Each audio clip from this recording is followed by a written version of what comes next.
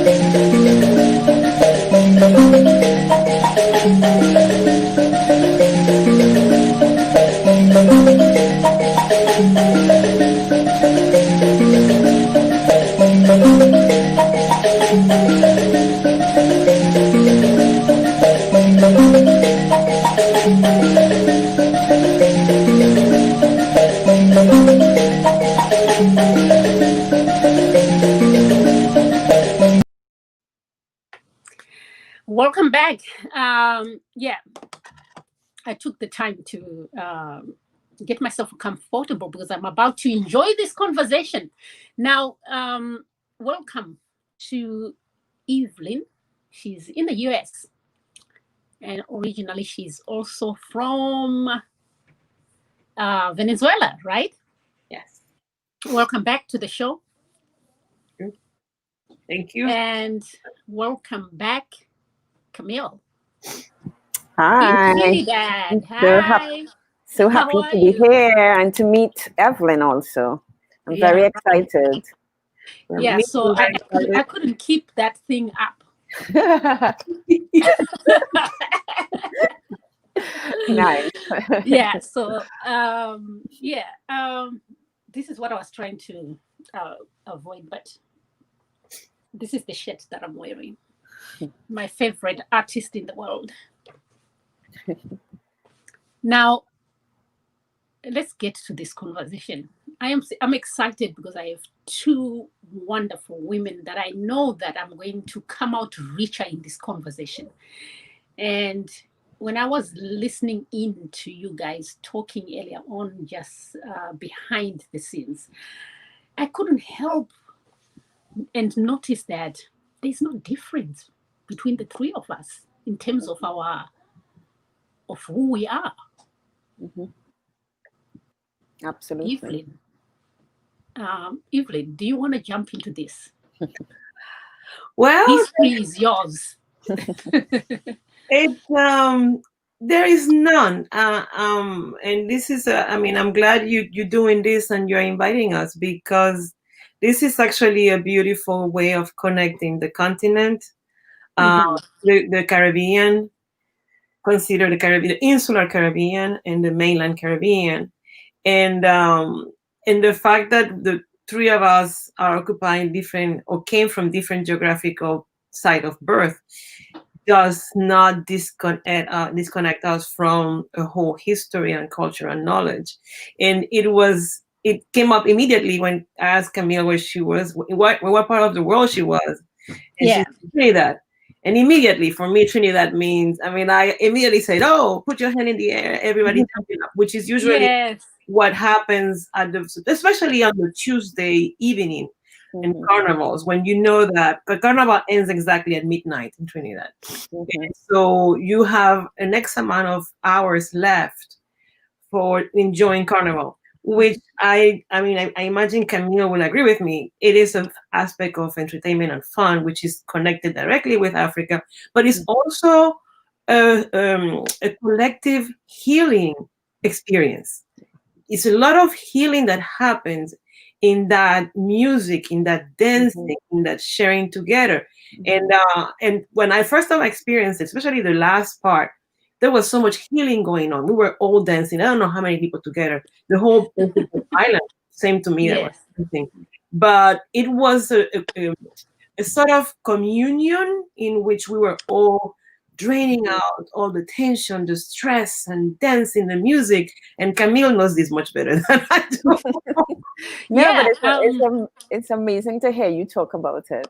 Go ahead, Yeah. But Savannah. she is right, because I have not yet experienced the carnival in Trinidad, but we have our own version here in Brooklyn, which can go crazy for days, right? I've gone to that one too. Um, Yeah. you have been to it too, right? Yes, yes, on Labor Day, Exactly. Labor Day. Yeah. So, but the first time that I experienced the carnival in Brooklyn, it was to me it was like, my God, this is Africa. This is who we are. Mm, Yeah. yes. And And could I, Trinidad and Camille, let's talk about the yeah, carnival yeah, because for you. that is what you said there. It is. I am no expert, first of all. I participate in carnival and I've always done it in many different ways. And for us here in Trinidad, I could speak as an expert in the sense of participating in it because I've done the juve. The juve is one ritual whereby you cover yourself in mud or black oil, and it's like you really go into the depths of darkness. And just as what Evelyn said, it's a release. So again, I'm not an expert, but I know what I felt as a young person covering myself with black mud, walking through the streets of Port of Spain in a little piece of outfit covered in black mud. That is freedom. That is like, can you imagine Yes. stepping back into the time of the slaves when you know, oh my God, this is a time when I could just release, I could just be, I could just party, I could listen to the music, I could meet people. And even now, today in Trinidad and Tobago, we are thinking COVID, we are for the first time not going to have our carnival and we are going to die. It's like, how are we going to do this? And believe it or not, although we can't have it, we are finding ways, I could tell you for sure. We are Hmm. finding ways to still celebrate that carnival because it's more than just music and dancing. It is really a time when you pull your mask off and you're literally in the streets soaking up whatever energy that is, because on Ash Wednesday, which is the Wednesday after, you're back to the crazy life, right? You're back to what is normal. So it's more than just the music and the dance. It's an amazing time. Yeah. So let me ask a question to both of you. Maybe let me start with Evelyn, the historian. What's the history behind the carnivals? Well, I haven't done any research about it, but I Okay. mean, so I cannot tell you who wrote what or what kind of particular research has been done about it. However, Hmm. I can tell you that in Africans who were enslaved in the different parts of the continent, the American continent, whenever they had the opportunity to Yes. participate or to recreate whatever they remembered they had learned as the children, like Camille was talking about as a child going with her grandfather. Imagine all Mhm. these thousands, hundreds of thousands, millions of people who were displaced from their places, forced to work, forced to endure humiliation, torture, and treatment, finding a space where they could be, that was going to be created anew at the highest level. I should mention something. When I first traveled, I lived in Africa for 2 years. And when I arrived in Cameroon, it was just the Monday before the carnival period. And I thought that I was going to find a big carnival in Cameroon. I was in Douala, and the Monday and Tuesday went by, and nothing big happened. And I was surprised. I was like, what? I thought this came from Africa. It took me a few months before I began attending baptism, funerals, graduations, and all any other kind of celebration and festivity for me to like, this happens on a regular basis in African societies and cultures. Mhm. Of course, people who were taken didn't have the freedom to celebrate birth, naming ceremonies, Mhm. the way they had done it and continue to happen in Africa. And so they had those few days to put all the celebration that happens on every, I mean, I came to realize in Cameroon that there was carnival basically every time there was an event. Yeah. Every time there was a graduation, every time there was a birth celebration, every time there was a wedding, every time, and every town, every village had an occasion to celebrate something, and so masquerade, music, drumming would come out. Once I began to see that happening on the regular basis, then it hit me. Oh, this is part of the cosmovision and celebration aspect and the communal healing, as I said. I mean, Mhm. and therefore that healing that happens throughout the year in African cultures in different with different kind of instruments depending where you are. In some places was I guess it's mbira, in some other with the ngomas, in some other are different than kora, I mean different kind of instruments. But these were part of communal ways to be and to heal. And then in the Americas, because of enslavement and everything else, having the church, the space called Carnival, people then Mhm. took over and decided, well, this is the space where we can be. And that's why you have Trinidad, you have Bahia, you have Rio de Janeiro, you Mhm. have in almost every community, every region where you Yeah. have a community of people of African descent together, then that those days are like the days to be. And so even though in some places have been commercialized and so on, it is a healing process. And for me, Guiria, because it's so connected, is a town in Venezuela connected to Trinidad, also has very significant carnivals. So for me, Yeah. whether I would go to Guiria or to Trinidad, it was a time to be, to like, Yeah. I mean, I never participated in Juve, but my aunt has, and I Yeah. feel it happening. And I, That the is. next time I go to Trinidad, I'm going to play mask and I'm going to do Juve because, Yeah. as you said, I mean, it's people covered in cell entirely in mud Yes. and Yes. Yes. and they go Yes. out and it's like staring. It's like, Yeah. and it's an experience. I mean, Yes. And Yeah. I just want to add regarding that. With the Juve, it starts after 3 in the morning, 4 in the morning. So that's you literally get up for that. There's a whole ritual. I could put you in And touch. what is that? Can you explain to the listeners who don't understand what Juve is? Well, you see, I'm not an expert, and I don't want to quote it wrongly, right? But Okay.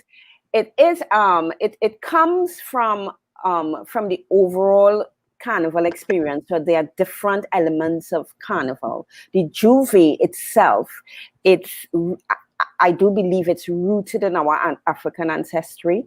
I know the whole carnival was a way of mocking um, the enslavers in pure daylight without they really getting that message, you know? So Yes. it was a kind of a underground way of mocking them. Okay. And you would have seen it in the dresses. So you have some of the costumes that carried over time. So you'd see some of the costumes where they wear these dresses with a big back piece, which was kind of mocking the dresses that those women would wear at that time. Some of the costumes kind of reflected that experience, and it still comes down to now. There is a very important film, Evelyn, that I think if you get an opportunity to see it, it's called Divine Horsemen, and it's the Living Gods of Haiti. And in there where they dealt with the Orisha, the whole Orisha and voodoo rituals, and there was a scene in there. And I only saw this for the first time about 3 months ago, 2 o'clock in the morning when I couldn't sleep. And I ended up seeing it.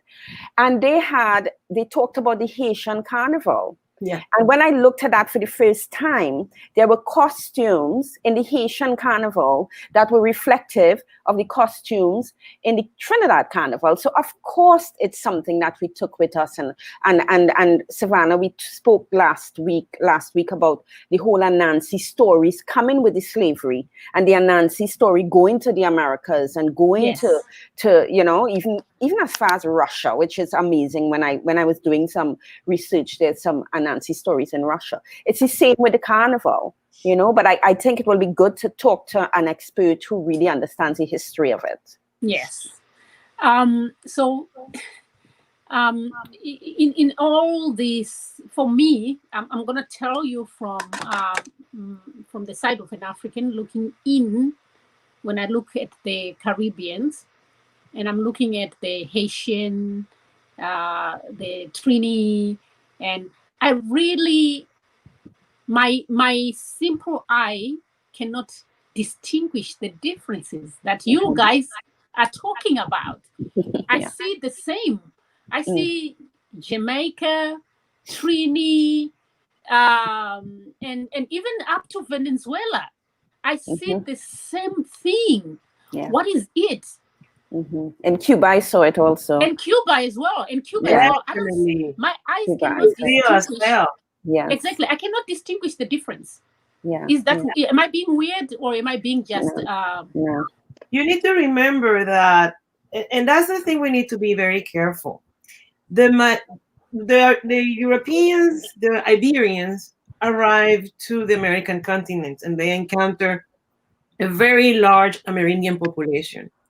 Unfortunately, because of epidemics, germs, warfare, and exploitation, in the Caribbean, for instance, the indigenous population was pretty much gone within 50 years, which is very sad. It is, and the genetic pool that remained of the indigenous people from the Caribbean is mixed with Africans. Yeah. Remember, the majority of enslaved people who was arriving from the beginning was men. And men would, and many African men picked it up right away, that if they partner with indigenous women, those children will be born free. So it was a way to envision. Well, first of all, there were not that many African women to marry anyway. There were not many European women to partner anyway.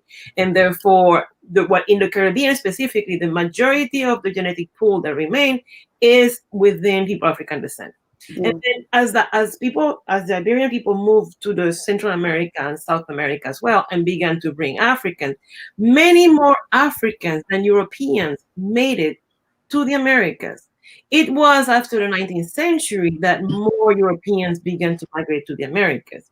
But in that first period of colonization by the Spanish and the Portuguese in the Americas, you have in places in which, while the indigenous population was dropping, before they took off again, there was a significant majority of Africans. And therefore, and contrary to what people had thought in the beginning, Africans didn't forget anything through the Middle Passage. It was traumatic, nonetheless. I mean, it was a total trauma. But people, once they found themselves in the Americas, first of all, partner with indigenous to learn about medicinal plants, because they're different medicine, but they're different plants, but they kind of have parallels. And that culture that was connected and is connected to earth found also indigenous cultures also connected to earth.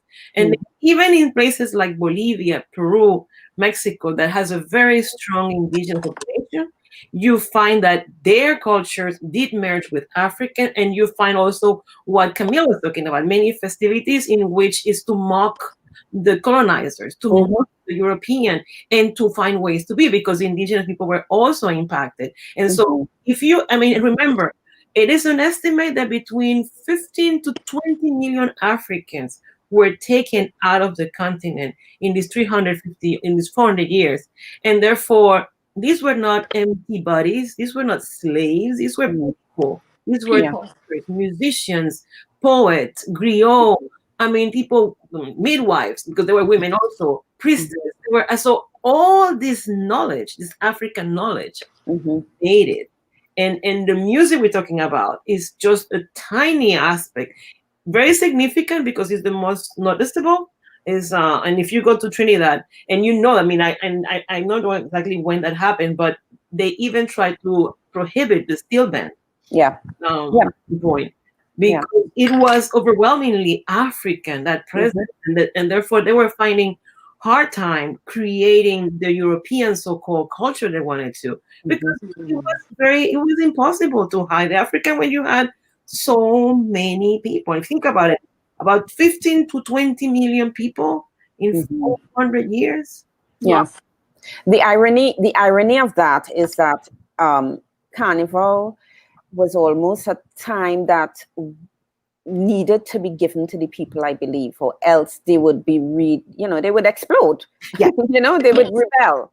And and it was turned on its head in that way, because just as how in religion, the traditional people, of course, hid the traditional way of celebrating gods or celebrating their beliefs. They hid it in religion. We did it with our music and with our dance, and the steel pan did go through that. Where remember, you're talking about traditional classical music in comparison to a pan, and that was not seen as that is not seen as even up to today. It's not seen as the same value. So that definitely is something. But just to touch on what Evelyn talked about, that whole connection of the traditional peoples from all over passing through the Caribbean. I am an example of that. I can give you a real example of that. So my great grandmother was a Carib. So she had long, straight plaits, which is what I was told. They said I looked like her. Long, very straight black plaits. My great grandmother was a descendant of slaves. So she was African, Black African, right? My great grandmother gave birth to children who were from a slave master.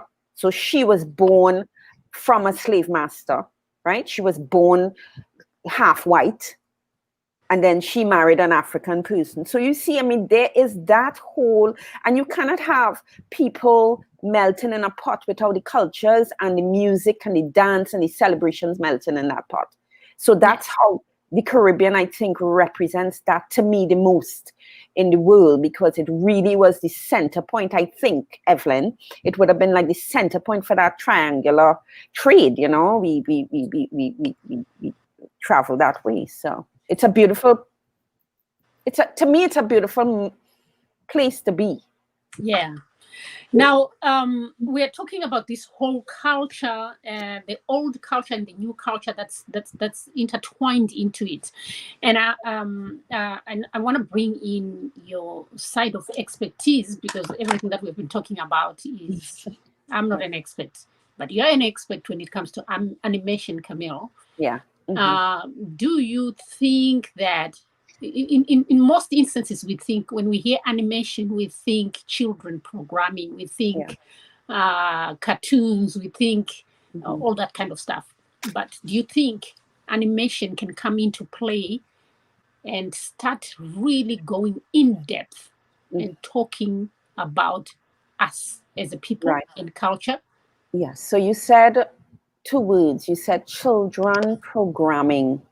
Yes. And those two words are probably the most important words why we should be doing this. Yes. right? We spoke about our hair last week. Yes. My beautiful natural hair that I took 30 years to love. Yes. Right? It took me 30 years to love this, and say, oh my God, it's beautiful. Yes.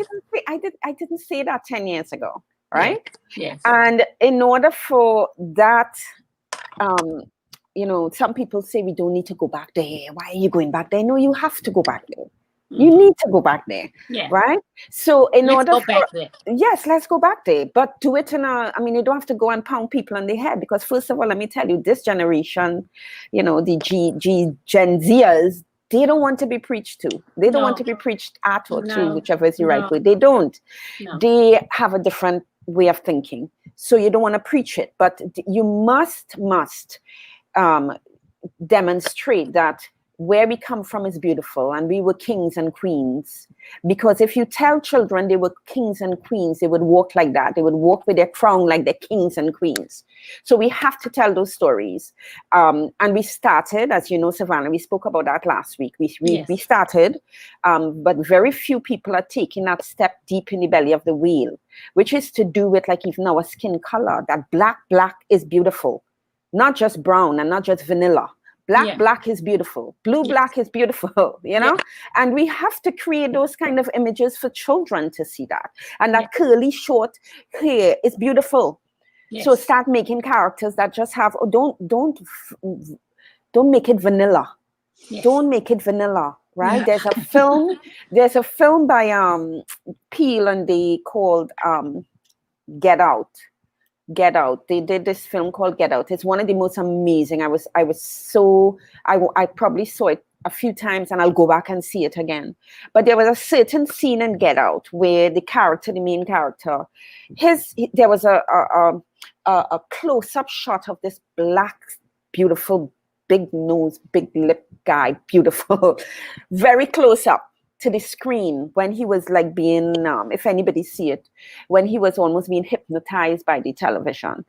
So that alone, the scene alone was powerful because he was trapped in that space. But the fact that this was a close-up of a big nose and a big lip with black skin, it was the first time that I saw that. Yes. And I talk about the response because I saw it in cinema. That back in those days, we could go cinema. Right? We can't do that anymore. No cinema now. But back in those days, you'd go in the cinema. And you're hearing people, there were two responses today. There was a gasp and there was a laughing at. That was my experience with that. So it was almost like when we see ourselves up close with our beauty, it's hard for us to say it's beautiful. And this is what imagery will do. This is what films will do. This is what animation will do, especially for children. Because I believe that children, they say at age 7 is where everything is formed. So this is the point where we have to show our children that your beautiful black hair is beautiful. Your beautiful curly hair is beautiful. And this very, very black skin that you may not have, not many of our people have it still, but that it's beautiful. So yes, to answer your question, this is when we need to do it. And also to add to that, this is where Evelyn and I should be working together to say, all right, let's think about let's think about these superheroes, right? Yes. Let's think about these superheroes that we have to bring back and say, these are our superheroes, Yeah, superheroines. And heroines. Yes. Thank you so much for everything you just said. And thank you so much. I mean, I'm getting goosebumps. And the reason is because I'm entirely with you. My mind is like going, and I thank you so much, Savannah and Albert, for putting us together. That has been one of my anxieties for a long time, to see a series of animated shows for little children, because it has to start then. Who can not only see themselves, but embrace, and especially what you just said, that very dark, beautiful face. And I know what scene you're talking about. I'm a wimp for when it comes to movies with suspense, so I haven't fully seen it. But that scene in particular, my husband and I were just watching it last Iconic. Week. What a beautiful Iconic. Mm-hmm. The other day also I watched this movie that's recent with Sophia Loren and a young boy who's African, is supposed to be an African migrant in southern Italy. Right. Oh my God, the boy is so beautiful, and the photography is on his face, and it shows this beauty. And we're commenting that for many people, it's not going to be perceived as that because we've been so much conditioned to Yeah. dislike blackness, and it has to start. Mm-hmm. There is there's a documentary that I show in many times in my classes, and it's a critique on Disney. It's called Mickey Mouse Monopoly, Power and something something something, and it breaks down how terribly is Disney to our kids. I mean, Oh, I absolutely. wanted my daughters to see Disney. They did watch it, and I critique every single movie we watched together. I didn't care there were 5, 6, or like how many of us appear in that movie. And not only that, how respectfully, because Disney has now a whole enterprise. It's not a woman that she put there. She's beautiful, and so the thing is that our children are. And everybody. That's how white supremacy continues. This is one of the most powerful Absolutely. white supremacy. And so Absolutely. I am completely with you. I don't know if you ever saw Kirikou. Yes, I did. Kirikou, yes. Ocelot. I own a copy. Yes. I was like, yes, this Yeah. is one of the very few times. But I agree with you. We should not do vanilla. We should learn to love like this woman, which I always see Savannah changes her icon on the phone, and I'm taking it. And I was like, what a beautiful, dignified woman. Yes. And the way to do this is to slowly expose our children to that, because you show this to our own Black people and they would say she's ugly.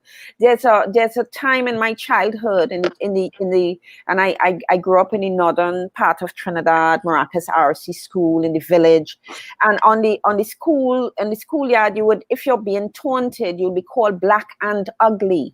Yeah.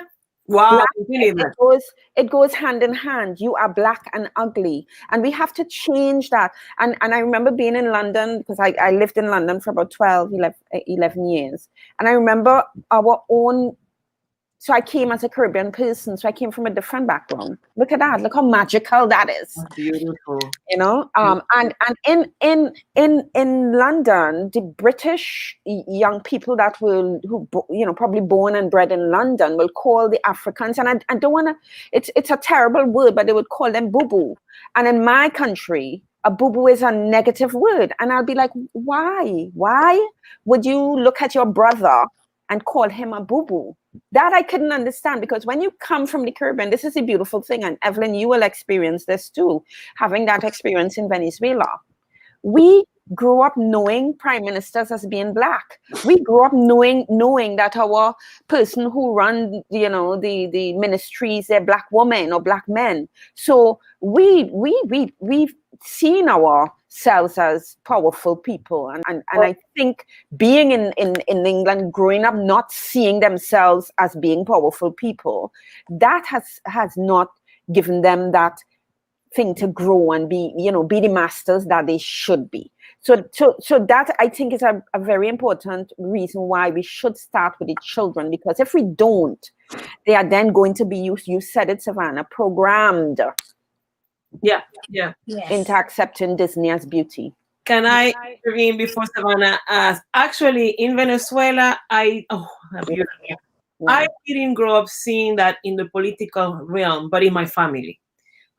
My family, both dad and mom, were people who were very well educated. I have uncles, and my dad had cousins who lived in Africa, who traveled the world. So I had a sense of my role in the world as a citizen of the world. I grew up with what I call in the United States role models. Yes. But many children, as you say, do not see that. And therefore they kind of budget the dreams based upon white supremacy. Yeah. They only see the possibility of development. When I mean ontological development as only towards whitening. And in Spanish-speaking Latin America, that's basically the undercurrent message, which is excessively derogatory, and it really impacts on the self-esteem of people of African descent. Absolutely. And so, I mean, the cartoons, I can tell you, my research is on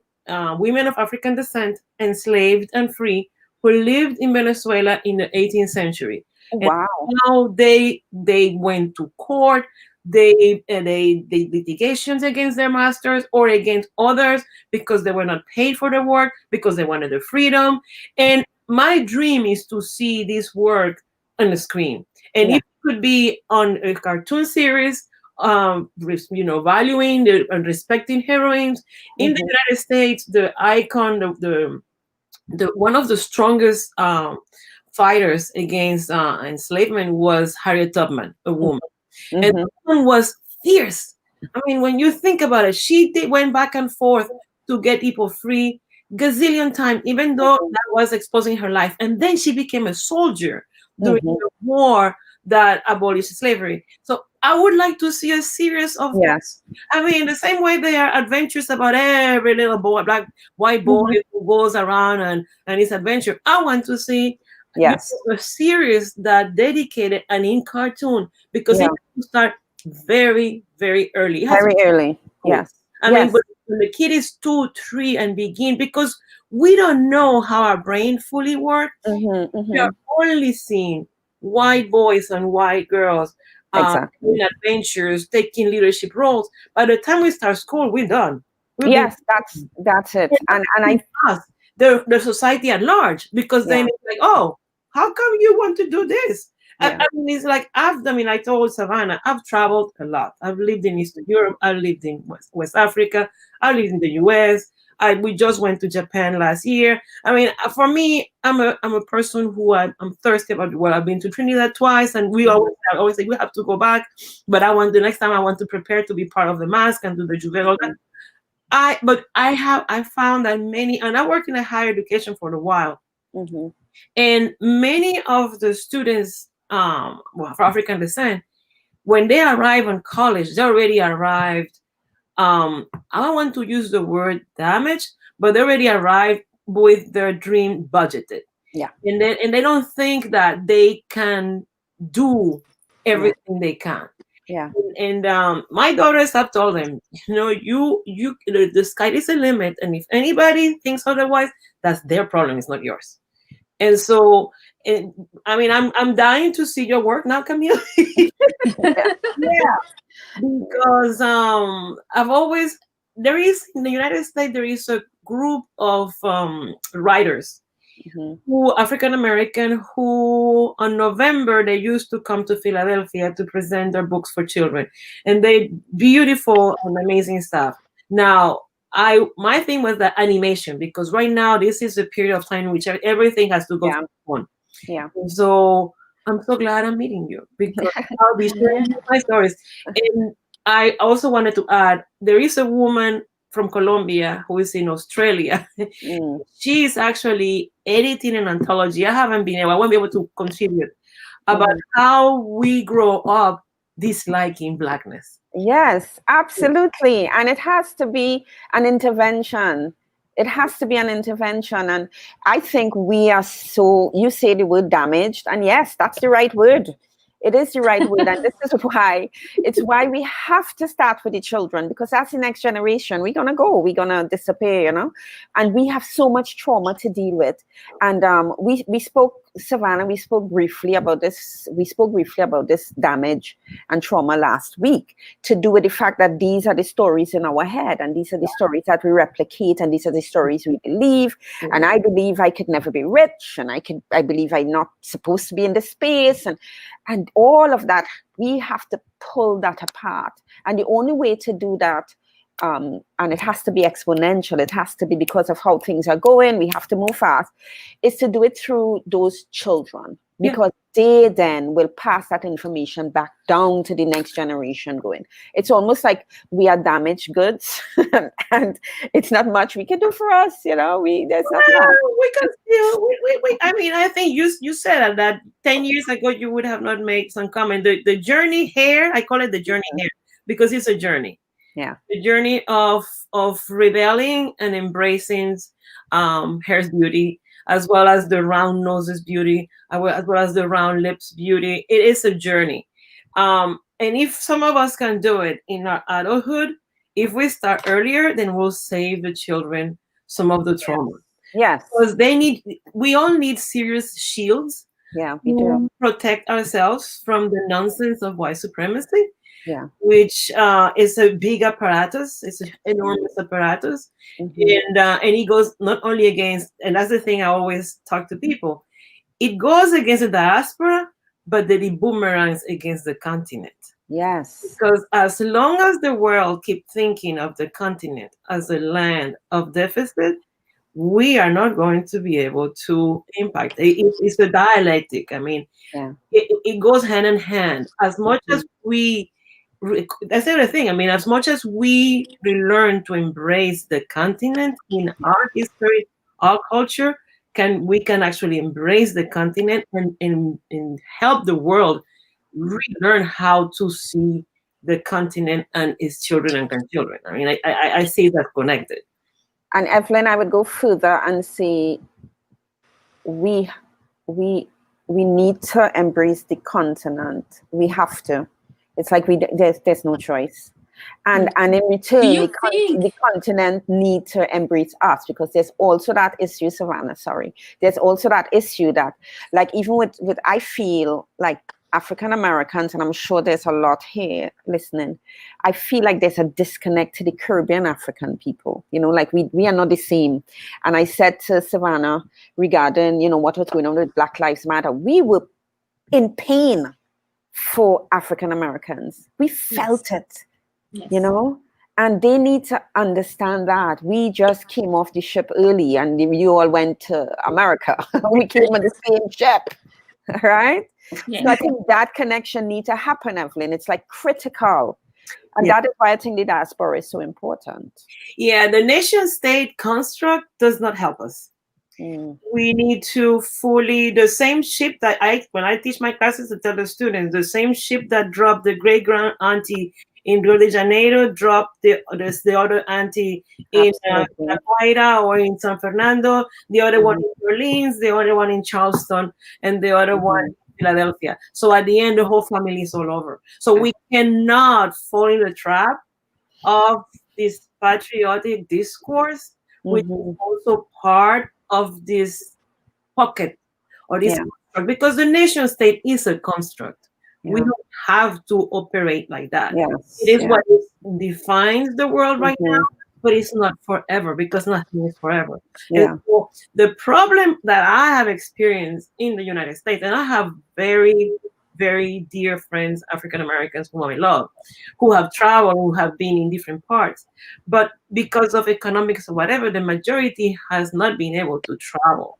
And so traveling, if you visit Cuba, if you visit Trinidad Carnival, if you visit Haiti, if you visit even Dominican Republic, who has so much issues, but if you visit and you can experience and dance and joke, and then it kind of hits you. Wait a second.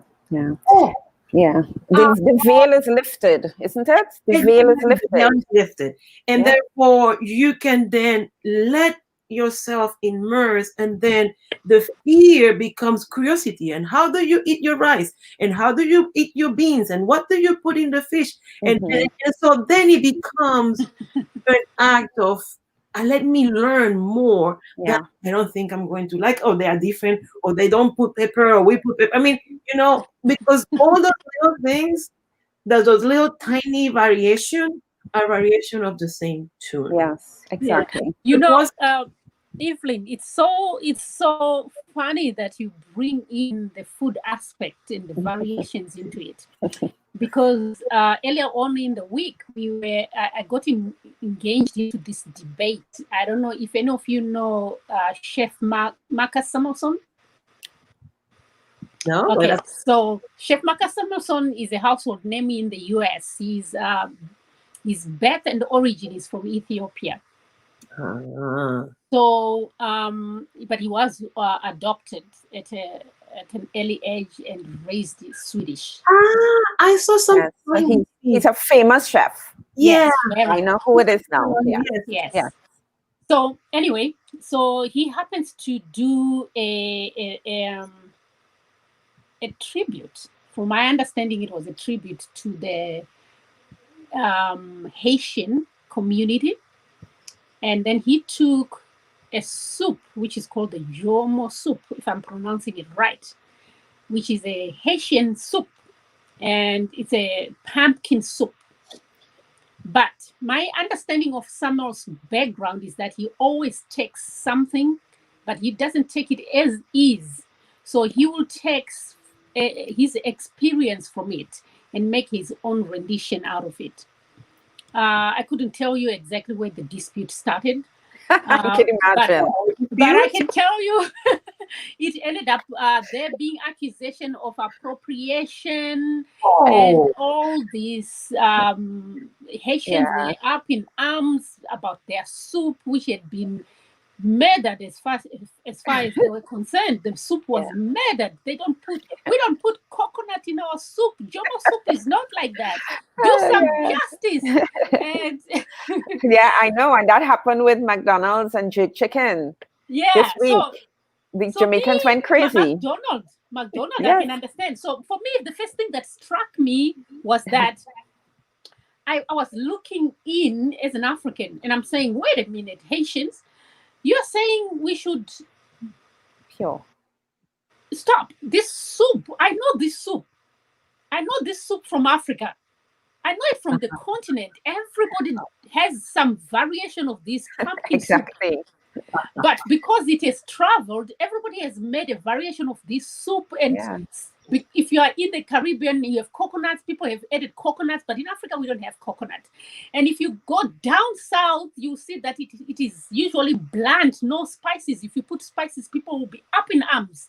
But as you go up north and west Africa, they start adding spices to it. So by the time it left West Africa, goes to the Caribbean, it is a variation. So my take was, look, Marcus has a heritage in Africa. Is that appropriation? That's and that's why I think we need to see each other as part of the same family. Yeah. Because grandma or aunt something taught you something. And then you learn it from aunt something, and then you decided to, aunt, I'm going to add in my version this thing. Yes. We do it. We done it. And so why is it, and it's interesting, I know the soup is a very important dish in Haitian community because it's the soup that the story is that the enslaved people were not allowed to eat the soup. And since January 1st, 1804, then the enslaved and the free, although and slavery was abolished in 1793, but in 1804 became the celebration of the independence. However, everybody does the soup in its own particular way. There is no, if you Google, there are tons of recipes that will come up. Some will have one thing, some will not have it. So, and that's the thing.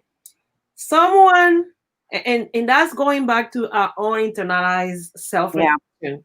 I wonder how would this community would have reacted if it would have been a Belgian chef as compared to someone from Ethiopia. I don't know how, but I wonder how would have been the reaction. Okay. Yes. So and that's why I go back to say we need to embrace the continent, because embracing the continent, we should have been happy that someone from Ethiopia, one of the oldest nations in Africa, the one that fought the Italian and was not fully colonized ever, someone from there felt interest to actually take this soup and bring it up. And he actually talked about the Haitian soup. Not that he said, I designed the soup. No, there is a whole, and then he decided to add his touch to it. That's beautiful, but we need to be in a position to feel the continent ours in our heart. If Yeah. we don't do that, then we're going to start to fight, and those are teeny weeny fights of divide and conquer that again we have internalized in our crazy brain, and that we cannot see depending where it comes from. So I would have loved to. I mean, if it would have come from a French chef, from Yeah. a Belgian chef, from a British chef, for any of your European white supremacy chef, as compared to from an African chef. Yeah. I also think it's that pain we in, you know. It's like we have to respond, and I do feel like we need to do it anyway. So anyone that's gonna do this should expect that. So in my mind, he should expect that because it's happened before. It's happened with Jamie Oliver when he did some other rice. I think he did jerk rice in England, and the Jamaicans went crazy, and you know.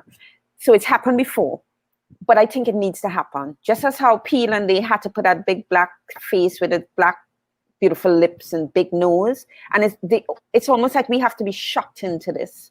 We have to see this fusion. I mean, fusion as far as the food and chef and this whole movement. This is something that is taking international food all over, and you know, people are starting to appreciate Caribbean food, African food, all this. This is something to move us forward, but the community that hold on to that purist thing need to be shocked into understand that this is not going to stay like this. It's going to move. Yes. So we need to shock. I think it's important we still do it. Let people get upset. Let people express themselves. But then it feels a little bit easier next time. Yeah. So I think we should take a one more thing. Sorry, go ahead. We need to dismantle the idea that African culture, philosophy, intellectuality, and ideologies are fixed. Yeah. And the past, like we are part of an archaeology, prehistory, and so on. No. African cultures are as vibrant, are innovative, perhaps even more because of the history of enslavement.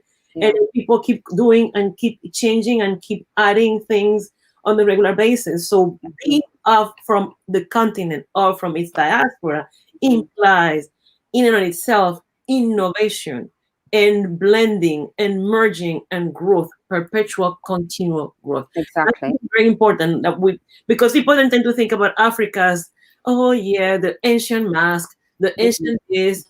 What about the now and the now? Exactly. And the science and the technology, you know, what about that? Because that was there too. Yes. So think of African technology. I'm sorry, Savannah. The other day I listened to a talk by a philosopher, economist, musician from Senegal, Felwine Sarr. And he talked about when the pandemic began in Senegal at the Technological Institute, they began mass producing respirators in case Senegal was going to be affected by it in a way that the so-called West is being affected. So yeah. Savannah, afterwards, I want to continue on that because this bit of the conversation is important. Take a quick break and get a message from our sponsors, and we'll come back right where we are. This is beautiful.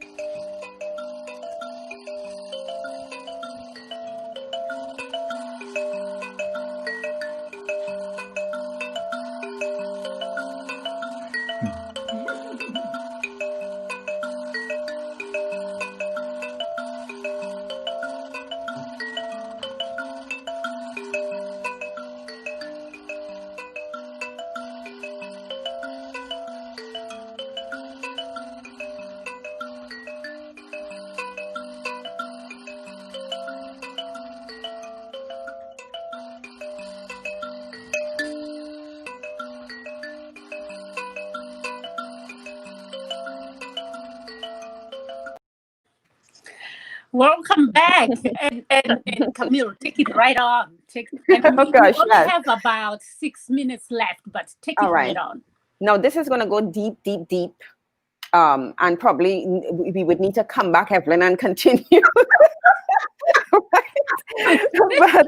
but when you start to talk about science and technology, right? Because I mean that's kind of my area and expertise, and technology. I remember being at Goldsmiths University, right? So Goldsmiths University in London is one of the top media schools, and we were doing cultural studies, and we were talking about, I don't know how we ended up in a discussion about quantum physics and other things, and they were talking, my lecturers were talking about that, and in my head I'm going, but wait, this is sounding like what I know, what I grew up with in the Caribbean, but it's just packaged in a different way and has fancy words to it, right? And I was always intrigued by quantum physics. I love physics. Physics did not love me, but I love physics. I love it, right? But I've always, delved into it, especially if you're doing things like animation and you have to understand how worlds work, especially if you're doing a three-dimensional world, you have to understand, how three-dimension works and how things work. In order for it to be realistic, you have to, and in animation, it's almost like you're creating a new world. It's like you have to create this new world. And as I read a lot of books to do with quantum physics, and there's certain terminologies in quantum physics, like for instance, there's something called quantum entanglement. I'm no expert, but it's called quantum entanglement. And when it's described in the book, you're thinking, but that sounds like African spirituality. It sounds like voodoo. It sounds like what our grandparents would do to heal us.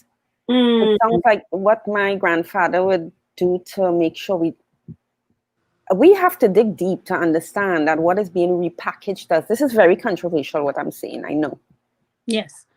But we have to understand that we could go as deep as understanding that even our spirituality comes from that place and has been repackaged and resold to us, where we feel like we were not part of that process when we were.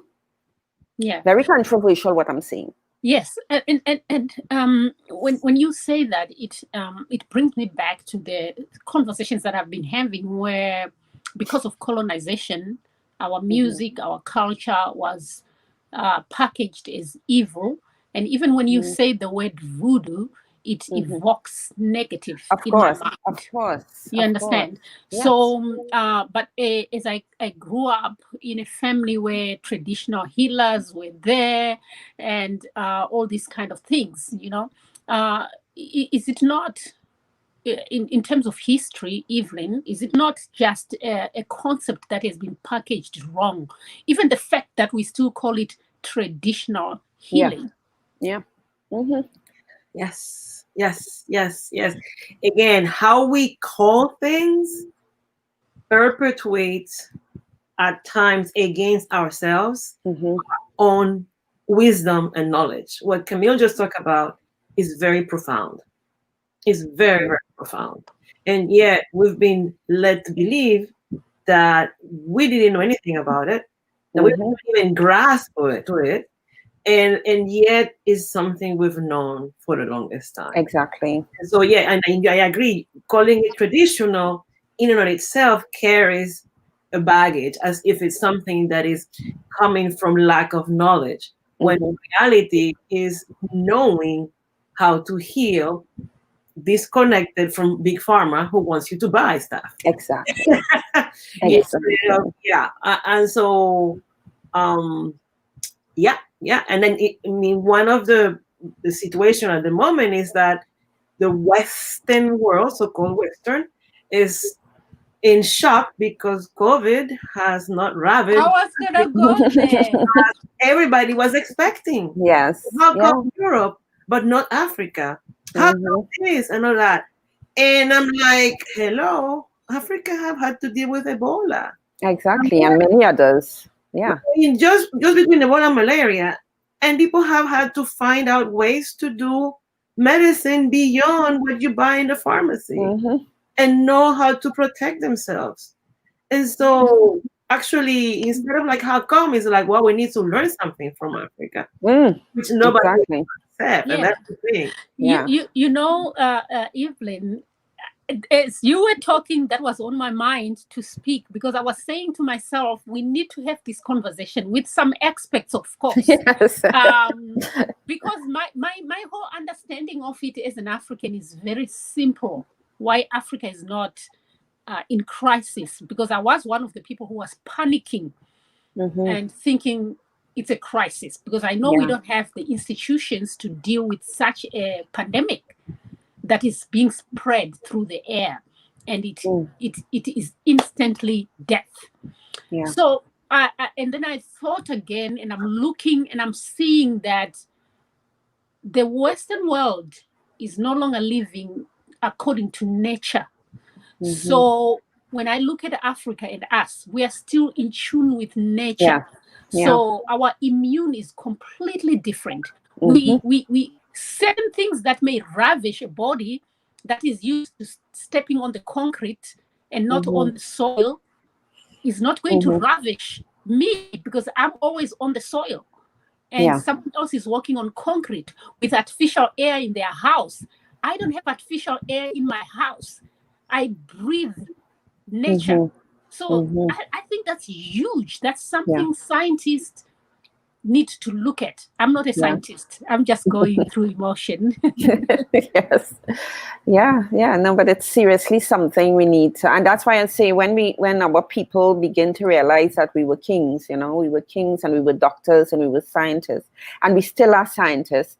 It's just that I think the difference is that it's a wisdom and it's not knowledge. It's a wisdom that has been passed down. You can't learn wisdom. That's not something you learn. It's something that is passed on or passed over. I learn from you, you learn from me. Whereas knowledge is, obviously something you learn from books and from experiences. So we still are kings and queens. And until we turn around and, look at ourselves like that, I think we will constantly be feeling like we are the bottom of the, at the bottom of the pyramid, when we really should be on the top. Yes. Thank you so much, ladies. This conversation is not going to end. We are already after an hour of conversation, and I still feel we have so much to talk about. Yes, and we didn't even take questions. Yeah, I'm enjoying this. I'm really enjoying it. I'm learning. From experts. You understand? I have my my understanding, but once an expert comes in with real knowledge, as you're saying, it is different. But thank you so much, ladies. Camille, thank you for 2 weeks in a row of knowledge. Evelyn, 3 weeks in a row. 3 weeks of knowledge, sharing yourself. Because I know you guys have a lot to do. But then again, we have found ourselves and the world changing.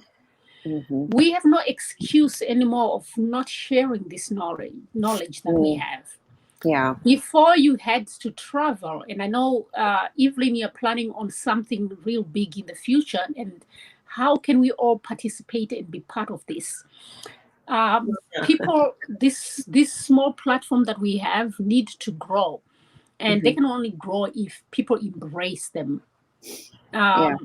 Because the bigger platforms are not going to speak about these issues that we want. Indeed. But we, on the other hand, are dedicated to these small issues, but we do need the support and of experts, anything. And it is amazing that you guys are coming in with your knowledge, with your time. It's we cannot thank you enough. Thank you. Thank you. For having us. Yeah. All right.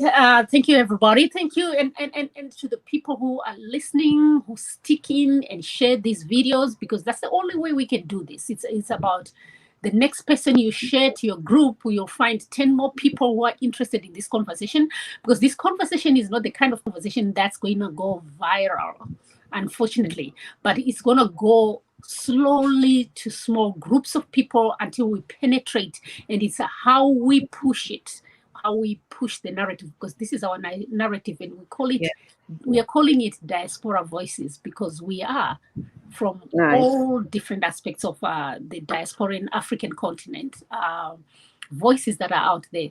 So thank you so much. And hopefully we will have another conversation very soon. And I think it's important that we talk about COVID and what is happening on our continent right now. Yeah. And it's up to us to trumpet, because they're going to be silent. They're not going to talk about how Africa is not a disaster right now because of COVID. But if it had been a disaster, we would be on the headlines. But why are we not making the headlines? Why are we not making it the headlines? It reminds me of what you said, Camille, last week. Stop asking for permission. Yeah. Let's just talk about it. Yes, absolutely. That's what we need to do. Yes. All right. Absolutely. Thank you so much. Thank you. We'll see you next week. All right. Thank you.